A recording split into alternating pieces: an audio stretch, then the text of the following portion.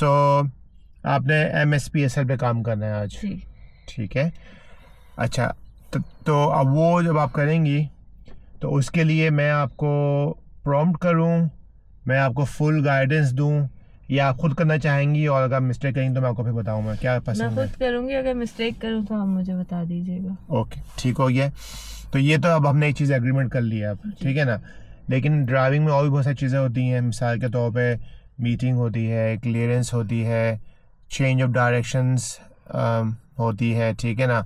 इसके अलावा road situation होती है, पेडिस्ट्रियन होते हैं, तो वो एक रिस्क इन्वॉल्व होता है। तो वो जो रिस्क फैक्टर इन्वॉल्व होगा तो उसके लिए अब आप खुद रिस्पॉन्सिबिलिटी लेंगी, या उसके लिए भी आपको मुझे बताना पड़ेगा?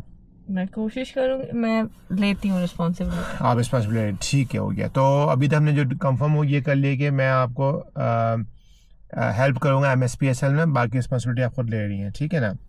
ओके, अब बात कर लेते हैं रिस्क मैनेजमेंट की।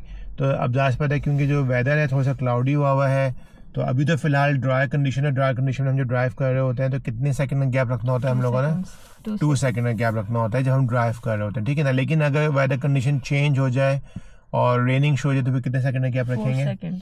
4 सेकंड का गैप रखेंगे। लेकिन इसके अलावा और क्या चीज़ आपको इस्टेब्लिश करनी होगी अगर बारिश हो जाए तो? फिर स्टॉपिंग डिस्टेंस की वजह से आपको थोड़ा तो सा हमको फिर ब्रेक अर्ली लगानी पड़ेगी, क्योंकि आपकी जो ब्रेक्स हैं वो क्या है, वो वेट होती हैं, ठीक है ना। तो वो आप खुद कर लेंगे अगर हुआ ऐसा कुछ हुआ तो, ठीक है ना।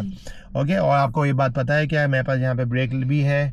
अगर कभी कुछ लगा कि कोई रिस्क हो तो मैं ब्रेक भी लगा लूँगा या आपकी मैं हेल्प कर दूँगा, ठीक हो गया। कोई प्रॉब्लम, कोई क्वेश्चन? अभी तक ओके, सो